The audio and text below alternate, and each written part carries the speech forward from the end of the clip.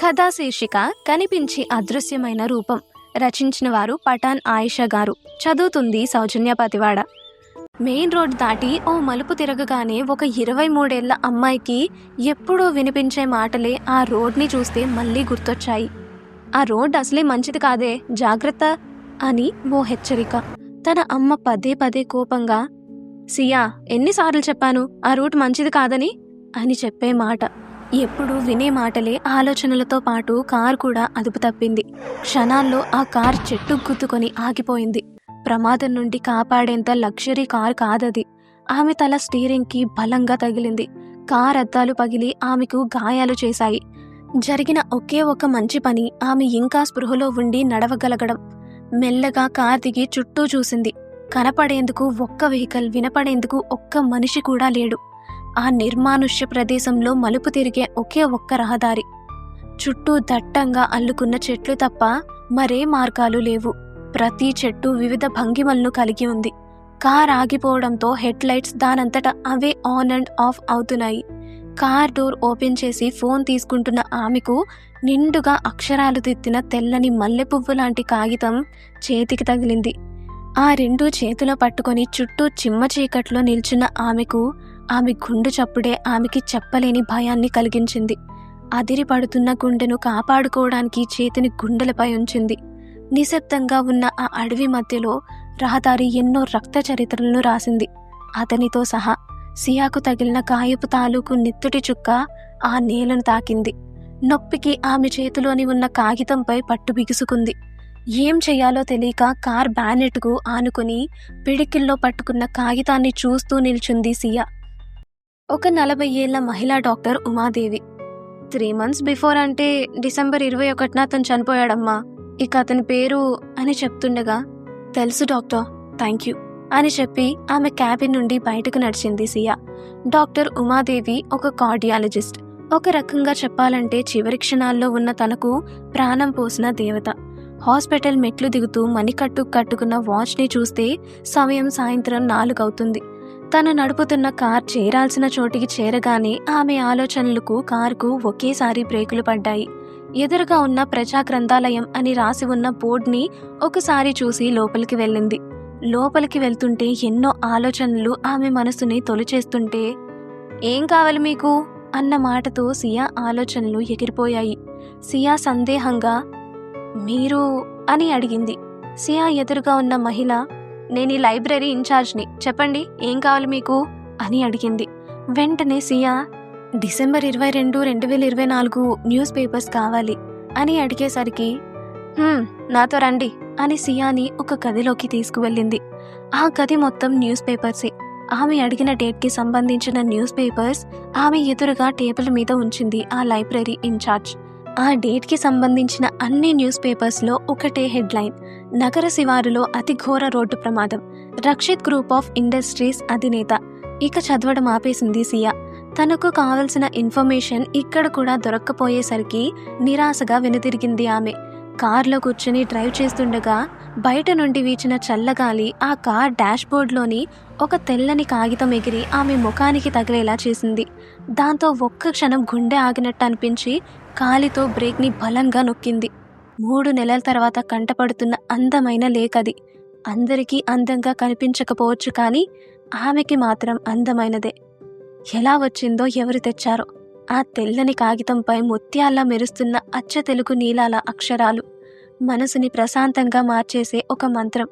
అవి ఆమెను 3 నెలల వెనక్కి తీసుకువెళ్ళాయి. పెళ్లి సంబంధం అనగానే అతని ఫోటో కూడా చూడకుండా, మీ ఇష్టం నాన్న అని అంది సియా. ఒక చిన్న చిరునవ్వు నవ్వి ఆ కవర్ని ఆమె చేతికిచ్చి వెళ్ళిపోయాడు తన నాన్న. సియాకి వెంటనే మరో ఆలోచన, నా సమస్య అతనికి తెలుసా అని. ఆలోచనలు పక్కకు తోసి కవర్ ఓపెన్ చేయగానే బయటపడ్డ ఒక లెటర్. ఆ లెటర్లో, హే నువ్వు నన్ను చూసేసావా? చూడకపోతే అస్సలు చూడొద్దు. ఎందుకో తర్వాత చెప్తాను.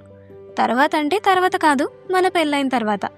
పెళ్ళైన తర్వాత అంటే ఒక చల్లని సాయంత్రం వేళ ఇద్దరం పక్క పక్క నిలబడి ఒకరి చేతుల్లో ఒకరు పెనవేసుకొని ఆకాశం వైపు చూస్తున్నప్పుడు. పాతకాలం ఆలోచనలు కదూ, అలాగే అనిపిస్తుందిలే. నన్ను మాత్రం చూడొద్దు, పెళ్లి చూపుల్లో కలుద్దాం.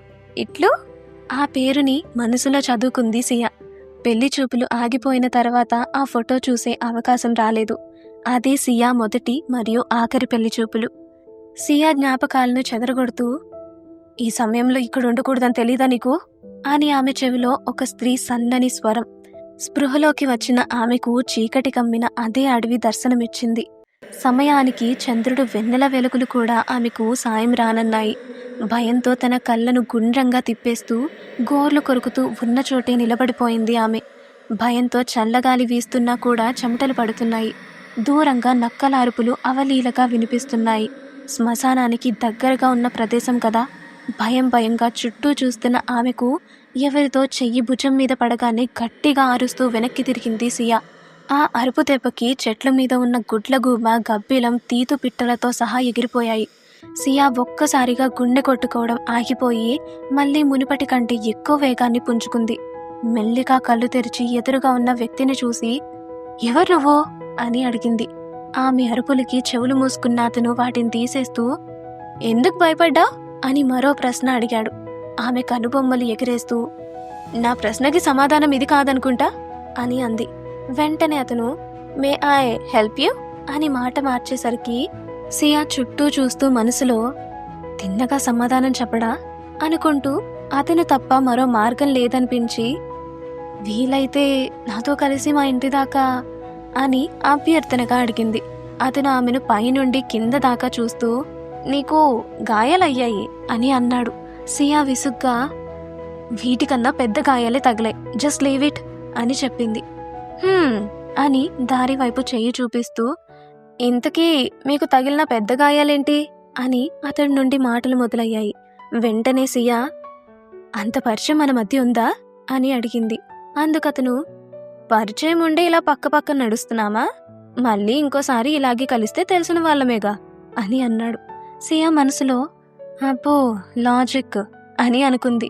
నడుస్తున్న కొద్దీ మొగలి పొదల నుండి మొగలి పువ్వుల వాసన ఆమె ముక్కు పుటాలను తాకి ఊపిరితిత్తుల్లోకి చేరి గుండెల నిండా నింపేస్తున్నాయి. అలా వాతావరణాన్ని ఆస్వాదిస్తున్న ఆమెకు, ఇలా ఎంత దూరం అని అతను అన్న మాట ఆమె చెవులకు వినపడింది. సియా 2 కిలోమీటర్లు గుర్తు చేసుకుంటూ నీరసంగా 2 కిలోమీటర్లు అని చెప్పింది.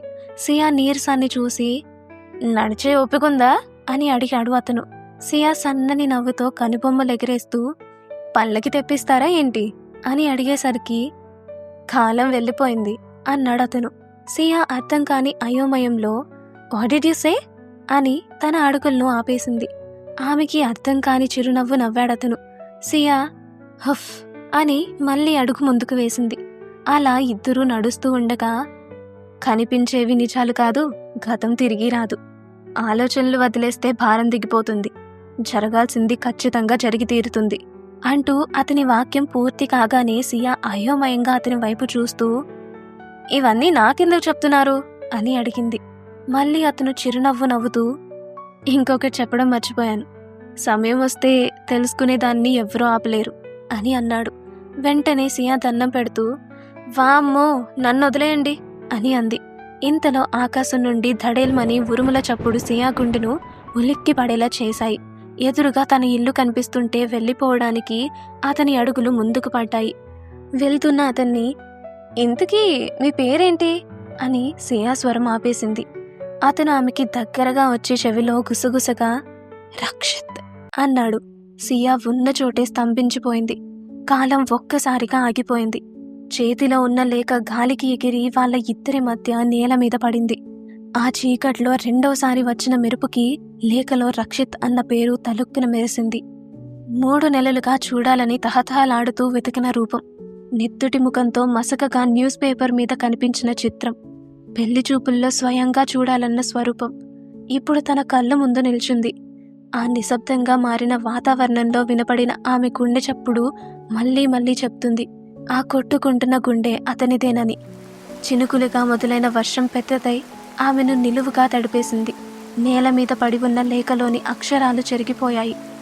అతను చివరిగా చెప్పిన మాటల వెనుక అర్థం మెల్లిగా అర్థమవుతుంటే ఆమె కళ్ళల్లో నుండి కన్నీళ్లు పొంగుతున్నాయి. ఎదురుగా ఉన్న అతని అందమైన రూపం, ఎప్పుడు ఉండే అతని ముఖంలోని చిరునవ్వు మెల్లగా అదృశ్యమవుతున్నాయి. సమాప్తం. ఇలాంటి మరెన్నో ఆసక్తికరమైన కథలను వింటూనే ఉండండి మీ తపస్వి ఆడియో స్టోరీస్లో.